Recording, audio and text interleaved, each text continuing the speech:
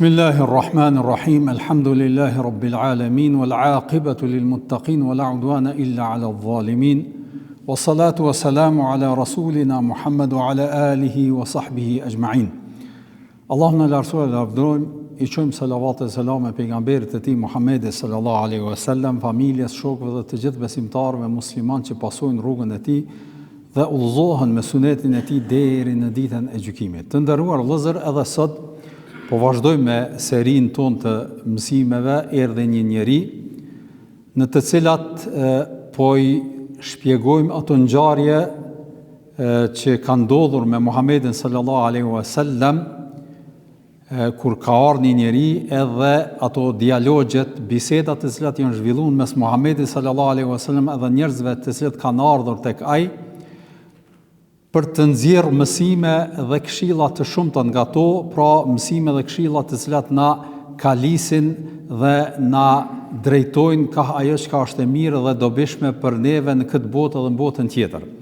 Hadithi që do ta dëgjojmë sot me lejen e Allahut, gjithashtu është një hadith I veçantë dhe vërtet do të na bëj të mendojmë pak ma thellë edhe në situatat edhe në jetën tonë në përgjithësi, për arsye se vërtet është një mësim I jetës për secilin për neve. Për faktin se është hadith që shpjegon disa virtyte shumë të rëndësishme që duhet me pas parasysh muslimanin nëse don me konë në rrugë të hajrit në këtë dynja, po në anën tjetër gjithashtu edhe shpërfaq edhe ato karakteret edhe tiparet e pejgamberit ton Muhammedi sallallahu alaihi wasallam në veten e tij, po gjithashtu edhe në raport me të tjerët në përgjithësi. Pra, si çdo herë kërkojmë pra vëmendje që ta keni parasysh këtë ngjarje edhe të thelloheni në atë çfarë trajtohet edhe si zhvillohet. Ebu Said al-Khudri është një nga shokët e Muhamedit sallallahu alaihi wasallam, përcjell thot, një ditë erdhen një grup I njerëzve.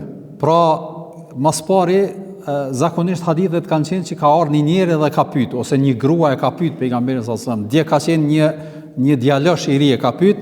Në këtë hadith e kemi një grup I njerëzve, kanë ardhur te pejgamberi sallallahu alaihi wasallam edhe kanë qenë prej ensarve. Pra I specifikon Ebu Said al-Khudri kanë qenë prej ensarve, prej banorëve të Medinës. Edhe I kanë kërku pejgamberi sallallahu alaihi wasallam ndihmë, me një fjalë lëmosh, sadaka, mi dhon sadaka pejgamberin sallallahu alaihi wasallam, I kanë lyp. Edhe po e dim që Muhamedi sallallahu alaihi wasallam nga karakteri I tij nuk e ka kthy asnjë njeri mbrana mundësisë. Edhe ju ka dhon sadaka. Por ata prap kanë kërku, pra nuk jemi mjaftu me një herë. Prap kanë kërku te pejgamberi sallallahu alaihi wasallam, edhe prap Muhamedi sallallahu alaihi wasallam ju ka dhënë. Disa herë, derisa po thot Ebu Saidi u shtjerr mo, s'kishte mo Muhamedi sallallahu alaihi wasallam çka më ju dhon. Pra u harxhu. Edhe kur I kërkuan masi që u harxhu, ju tha atyre, dëgjoni. Thot çfarë do të mire që kam nuk do ta fsheh nga ju. Me një fjalë ka dosh mi bind që nuk jam të ju, do ma arsye pse s'po ju dha, nuk është që kam e s'po du më ju dhon ose e keni tepru apo diçka tjetër. Pavarësisht do thot, ju po kërkoni, unë ju kisha dhënë apet. Nuk ju kisha refuzuar, po s'kam mo. Do ma është harxhu, për ata bëhet çfarë do të mire që kam nuk e fsheh, nuk do ta fsheh nga ju. Pra edhe ta keni parasysh që çfarë do të sani që mundem me pas, nuk e kisha fsheh pe juve. Ja u kisha dhënë. Pa kurfar kooperacie apo gjeje që mu ju privu ose mu ju ndalun nga ajo. Por kush e ruan dinjitetin, çka do të thonë dinjiteti, pra nuk e nënçmon, nuk e ul veten e tij. Pra nuk bjen në atë derexhe që gjithmonë më I lyp njerëzve. E keni parasysh, kjo nuk është virtyt I njerit, pavarësisht a ki apo je fukara, mos më kanë për atyre që vazhdimisht ju lyp të tjerëve. E pejgamberi sallallahu alaihi wasallam bëhet kush e ruan dinjitetin, pra nuk ja ul vetes vlerën dhe nuk kërkon domosdoshmë gjithkujna, pavarësisht ka nevojë, s'ka nevojë, më një herë, domosdoshmë është një njerëz që gjithmonë është muftjash për të tjerët. Pra nuk e ruan dinjitetin e vet, atëherë thot Allahu atë, ai I cili nuk është prej atyne, po Allahu i madhërisëm pra heq dorë prej tij. Me një fjalë, edhe kush e ruan dinjitetin, pra nuk bjen këtë nivel, atëherë të tillit Allahu do ta ruaj edhe do ta bëj të pastër në zemrën e tij. Me një fjalë, do ta bëj nga ata njerëzit që me shpirt edhe me iman edhe me dlirësinë e tyre do të jenë në nivelet më të larta të qiltërsisë. Për arsye se e forcon Zoti i Madhërisëm shpirtin e tyre. Me një fjalë, hadithi wa man yasta'fif yu'affihi Allahu azza wa jall. Pra ai që e ruan dinjitetin, Allahu e forcon edhe e bën atë të lirë. Pastaj po vazhdon të bëhet kush është i kënaqur me atë që ka. Domthonë është i vetkënaqur, pavarësisht a ka shumë, a ka pak, pra është i mjaftueshëm me atë që ka, Allahu do ta bëj atë të pasur. Për arsye se pasuria reale është ajo që e ke në zemër, jo ajo që e ke në dorë. Se faktikisht njeriu nuk ngopet kurrë. Qysh ka thonë në një hadith tjetër që nëse njeri e ka një lugin me ari, që ka me shpresu me pas edhe një. Pra kështu, ai njeri që mundohet me nal veten e tij, pavarësisht rrethonave, situatave, Allahu i Madhërisëm do ta bëj të pasur edhe shpirtërisht, edhe do thotë me kani vetmjaftueshëm. Pra i ndihmon atë me kani vetmjaftueshëm. Për arsye se kënaqësi reale nuk është me pas shumë. Sa njerëz që kanë, ndoshta nuk ja din fundin, megjithatë e sheh në veten e tyre, në realitetin e tyre nuk janë të kënaqur. Mas shmirë e shohin, e din këta të rit, faktikisht artistat më të mëdhej që ndoshta nuk ja din shumën sa pasurinë ka, e shohim shkojnë mas drogave, gjërave, pse nuk e gjejnë rahatinë edhe lumturinë në zemrat e tyre, edhe pse kanë pasuri. Prandaj pasuri reale nuk është me pas shumë njeri. Po pasuri reale është me qenë i kënaqur me atë që ke. Pastaj po vazhdon thotë wa man yasbir yusabbiruhu Allah. Ai njeri që bën durim, bën sabër. Me një fjalë në ballafaqim me vështërsitë, për arsye se pjesë e jetës janë vështërsitë e kësaj dynjaje, telashet e sfidat e kështu me radhë, mirë po e kalit veten në sabër, atëra Allahu i Madhërisëm do t'ja plotësoj atë sabër, do ta bëj të durueshëm. Për arsye se durimin, na shumica njerëzve kuptojmë durimin veç kur s'kish çfarë me bë, tash po bëj sabër. Për shembull, edhe në konflikt, edhe në shumë sen, durimi është në momentin e parë, me kallëzu, stopim në vetes tane në rrethana dhe situata të ndryshme. Edhe prandaj po vazhdon pejgamberi sallallahu alaihi wasallam, askujt nuk i është dhënë dhuratë më të mirë, pasuri më të madhe se sa durimi. Pasuria më e madhe që e ka njeriu, edhe begatia më e madhe që e ka njeriu në këtë dynjë është durimi. Nëse ka durim, atëherë shumë sene në jetë i shikon me tjetër sy. I ndihmon pra mi përballu provat edhe fitnet edhe rrethanat edhe sfidat e jetës në përgjithësi, në raport me të tjerët, pra i ndihmon qysh me kontrollu veten e tij, edhe e arrin me jetu jetën e tij në paqe dhe në qetësi.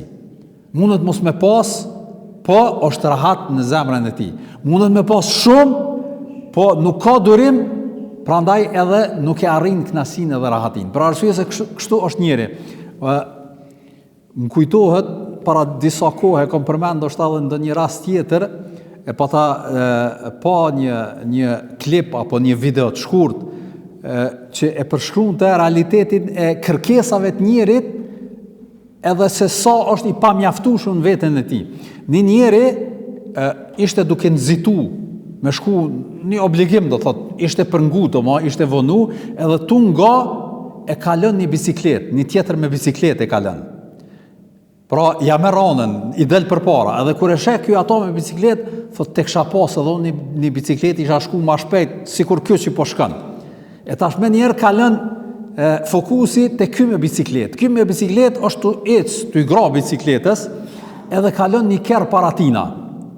Edhe ky thot me bicikletë tek kisha pas një kerr, nuk i kisha gra bicikletës, por i kisha gra kerrit, më mirë, më komod. Edhe pastaj kalon fokusi te ky me kerr, me makinë. Edhe ky tu ecë me makinë, një makinë normale, thjesht, zakonshme, e sheh një makinë shumë më të mirë. Këto makinat që janë do thotë të shtrejta, me qindra mija euro, edhe i kalon. Edhe ky thotë tek kisha pas një qasi makine, një qasi kerri, ma mirë shkon se ky që është, ky domthon i thjesht. Edhe ai që është me makinë tash me çat makinën më të mirë, e sheh një helikopter tu kalu, thotë tek kisha pas një helikopter, i kisha ngroh helikopterit, jo kerrit. E çështo është në realiteti i njerit. Pra gjithmonë kërkon kur e sheh diçka më mirë, me njëherë lakmon atë. E ai njeri që është i vetmjaftueshëm, nuk i bojnë përshtypje kjo. Nuk po them që s'bën njeri me pas apo po kjo që mos me kon i çish të thon i pangopun gjithmonë me kërku, po me kon çish kanë thon këtu një herë plesht me ja ditë shyqrin, me falendëru Zotin për ato begati të cilat i kanë në dispozicion, edhe kjo pastaj e bën që edhe begatia me ushtu. Prandaj edhe Zoti i Madhreshëm çka po thotë në Kur'an, wala in shakartum la azidannakum. Nëse ju jeni falendërues, Allahu e shton begatin ndaj juve. E nëse njeri nuk është falendërues, është në përkëmbës, atëherë edhe ajo begati pra shterret, edhe largohet për arsye se nuk je meritor, s'ja din vlerën. Një sen që s'ja din vlerën, atëherë nuk je edhe meritor për të. Prandaj kjo është do thotë çfarë kuptojmë nga ky hadith apo nga kjo porosi pejgamberit sallallahu alaihi wasallam, pra mos me qenë prej atyre që kanë kërkesa të shumta. Edhe një nga prej dobive të cilat i marrëm fillimisht ajo që është më e rëndësishmja është prap po kthehemi te qasja pejgamberit sallallahu alaihi wasallam. Nuk i ka bë përshtypje, i kanë lyp, ju ka dhënë, nuk ka thonë valla kjo është për unë ose familja jam, po si ka bë përshtypje, i ka thonë derisa s'ka pas mo. Kemi përmend edhe raste tjera kur ka ardhur dikush i ka lyp, ka shkuar në shtëpi me marr, s'ka gjetë çfarë me marr. Pra nuk i ka bë përshtypje, pse kemi thonë pasurinë e ka pas në dorë e jo në zemër. Në dorë e ka pas, kështu që nuk i ka pa përshtypje, e ka dhënë. Edhe po e shohim edhe në këtë rast. Ju ka dhënë derisa s'ka pas më, pastaj ka bën nasihat, ka thonë mos u bëni për arsye se kjo nuk është mirë, do më e ul dinitetin edhe vlerën e njerit, po ai i cili mbështetet Zotit, edhe është i vetmjaftueshëm, edhe nuk e bën, do thotë me shtri dorën, vetë se kur ka nevojë s'ka ka hejamon, atëherë të tillit Allah i Madhreshëm i jep pastrim mas pari qiltërsi shpirtërore edhe bën sukses shumë në këtë jetë. Po du me përmbyll gjithashtu edhe me një hadith që është rrëfim që e përcjell një sahabi, e ka pas emrin Hakim ibn Hizam, edhe ky ka qenë një nga shokët e Muhamedit sallallahu alaihi wasallam, edhe ky tregon një përvojë të vetën personale. Hadithi pra thot kështu: thot shkova te Hakimi ibn Hizami, ka qenë pe shokëve të ngushtë të njohur të Muhamedit sallallahu alaihi wasallam. Me një rast thot e kum pa që pejgamberi sallallahu alaihi wasallam i ka ardhur një pasuri në dispozicion, kishte, jo faktikisht nga një rrethon, nga një situatë, edhe thot shkova edhe i kërkova pejgamberin sallallahu alaihi wasallam nga kjo pasuri. Edhe pejgamberi sallallahu alaihi wasallam më dha pa dhimbje ta më dha. Edhe pas një kohe prap shkova, prap më dha. Pastaj prap shkova, prap më dha. Domthon disa herë e ka përsërit. Edhe mas kësaj thot më ka dalë edhe më ka thonë o Hakim, ka thonë vërtet kjo pasuni që domthon pasunia e kësaj dynjaje është e ëmbël, sikur ajo pema e freskët, edhe a keni parasysh do pemë që faktikisht kur je unë sen e që shtakanat, që të pëlqen, thot është shumë e freskët edhe shumë e ëmbël pasuria e kësaj dynjaje. Kush e merr thot me nder që ka nevojë, me ndershmëri, do të ketë bereqet në ta.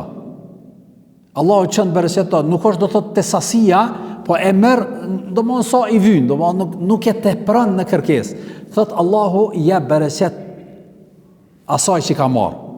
Thot po kush e merr nga lakmia dhe pangopsia, me një fjalë ka, po ai se po ka halet hajt marr se pra nga pangopsia, thot nuk do të ketë bereqet në ta. Dhe ai shembulli i tij, po thot pejgamberi sallallahu alajhi wasallam, është sikur se shembulli i atij që han, po nuk ngihet, nuk ngopet. Domthon han, po nuk ngopet. Qështu është shembulli i atij që vazhdimisht merr, na thojmë gjuhën tonë, e ka synin e undë, pra syni nuk I ngopet, pavarësisht, domethënë në qatë rrethon. Edhe I thot dhe dije se dora e sipërme është ma e mirë dhe ma e dashur te Allahu se dora e poshtme, domethënë dora që lyp. Domethënë dora që jep është ma e mirë se dora që kërkon. Edhe çka po thot Hakimi, dëgjoni në këtë rast, thot I ka thonë, oj dërgumi I Zotit, me të vërtet, është betu.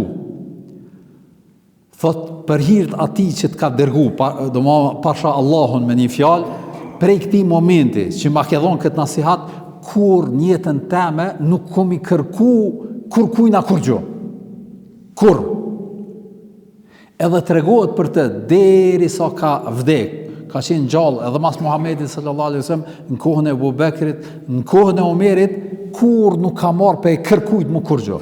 Bile thuhet se në kohën transmetohet pra në hadith vazhdim, se në kohën e Abu Bekrit pasuri ka pas, njerëzit domosht shteti Islam u pasunu, edhe Abu Bekri domosht së bashku me sahabët e kanë para pa që më ju dhanë si një lloj tash me thonë, s'po thon penzion, se ndoshta po për me kuptu qartë, atyre sahabëve të vjetër, muhaxhirëve dhe ansarëve, m'ja u dha një lloj të ardhure vjetore, gjithmonë m'ju dhon.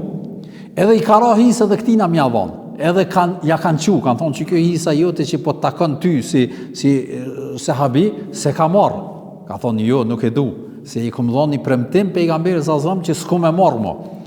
Në kohën e Omerit, prap, kanë shteti Islam edhe ma shumë pasuru, edhe o shku, edhe I ka thirë, edhe I ka thonë që kjo hisja jote, është e haku jote, edhe se ka pranu, edhe Omerit ashtë o friksu, që mos pihin hak, edhe I ka marrë atë safë, ka thonë qërën e dëshmëni, që unë po du m'ja dhonë, po kësë pi merë, që nesër mos me dalën e para Zotit, që s'ja kun dhonë hakun, apo dëshmëni që unë po mundona m'ja dhonë, po kësë pi merë. Edhe Hakimi ka thonë, te e ke botë tonën, edhe ti je I lirë, po une nuk e marrë për arsye se ja ku më fjallën pejgamberit sallallahu që nuk ku me marrë mu, jo pej ty, pej teje, po pej kërkujt mu kur gjo. Edhe kështu ka vdek kjo sahabi, edhe pse, pra në fillim e ka pas do thot këtë ndjenë, pra ka shku te pejgamberit sallallahu ka lyp, po nasihati I pejgamberit sallallahu alaihi wasallam ka qenë në vend, edhe e ka apliku në vend. Edhe nga kjo e kuptojmë se si njeriu vërtet nëse është I sinqert me veten e tij dhe I vendosur pavarësisht rrethanave dhe situatave. Nuk e ka pas haram edhe me kërku, do thot me marr ata që ja ka dhënë Abu Bekri ose Omeri e kështu me radhë, mirë po ka dashur me qenë në vend atë me cilën është zotu para pejgamberit sallallahu alaihi wasallam që me dal faqebardh para Zotit të Madhreshëm për atë premtim edhe për atë fjalë të cilën e ka dhënë. Prandaj vërtet po e shohim vëllezër të nderuar se bujaria, do thot njëri me kanë dor shlir, është virtyt I besimtarit.